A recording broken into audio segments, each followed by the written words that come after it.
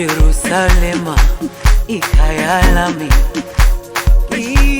ilondoloze uhambe nami, zungangishilana.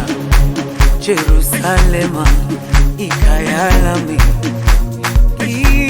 ilondoloze uhambe nami, zungangishilana. Dawo yami ayikholana. I'd like to share with you my thoughts on the great subject of assistant dying. I shouldn't let myself get too caught up in it because I run the risk of falling overboard.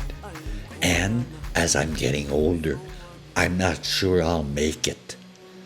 What a nice little intro, wasn't it? It always makes me think about this song. It's very deep.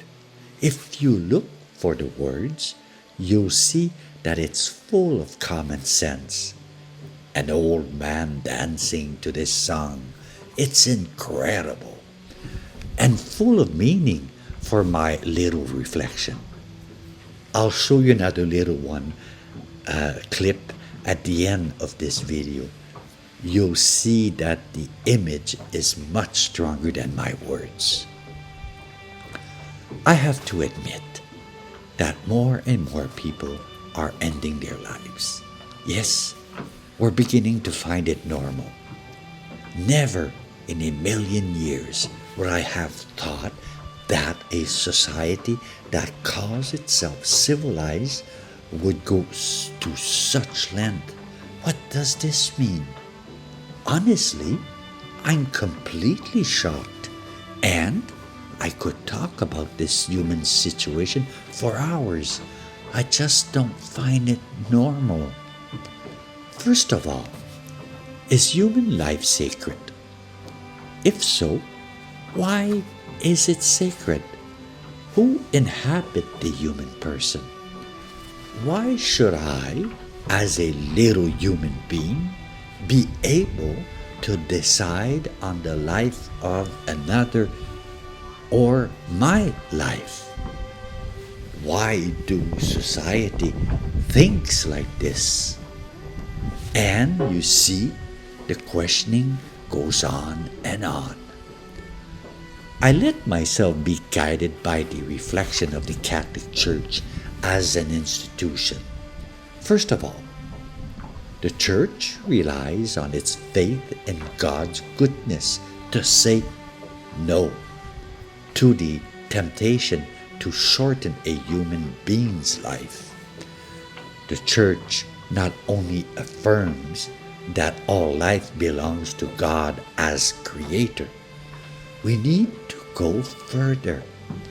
If human life is sacred, a conviction shared by religious people as well as agnostic and atheists, this is also due, according to the Catholic faith, to the fact that it was created by a good God and, what's more, assumed by His Son in the Incarnation. This idea, this reality is not complicated. Let's push our brain a little harder. If God is good, He is good from everlasting to everlasting. Above all, His goodness coincides with His being. In other words, there is not a single instant in time of which God is not the Creator. God is always the Creator. God is God. He is capable of creating for the person at the end of his life what man cannot imagine. And God is good to the very end. He wants good for the world. We are created in His image and likeness. So, We have no right to stand between God and our suffering neighbor, except to comfort him and ease his physical pain and moral suffering. God's love is given to the dying through the kindness of our gestures by friends, parents, children, caregivers, and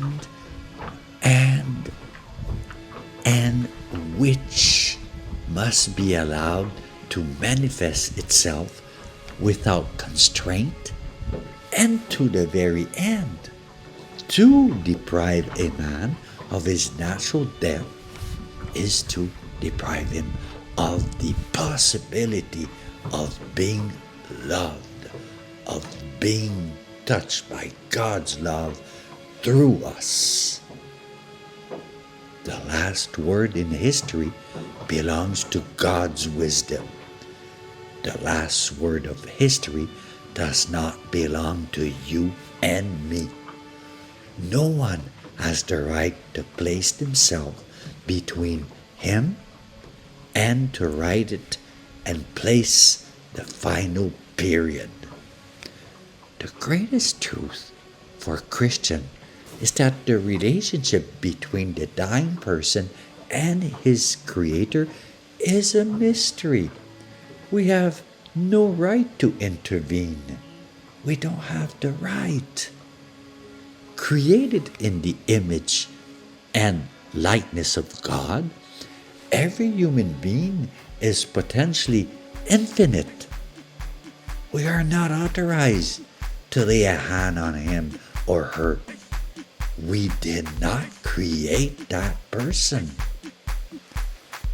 We cannot touch the life of a human being whose condition and natures God has assumed.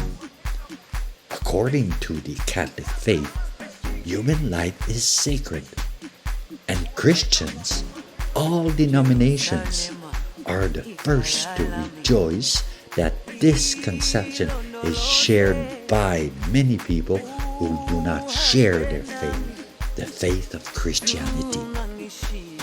That's my thought.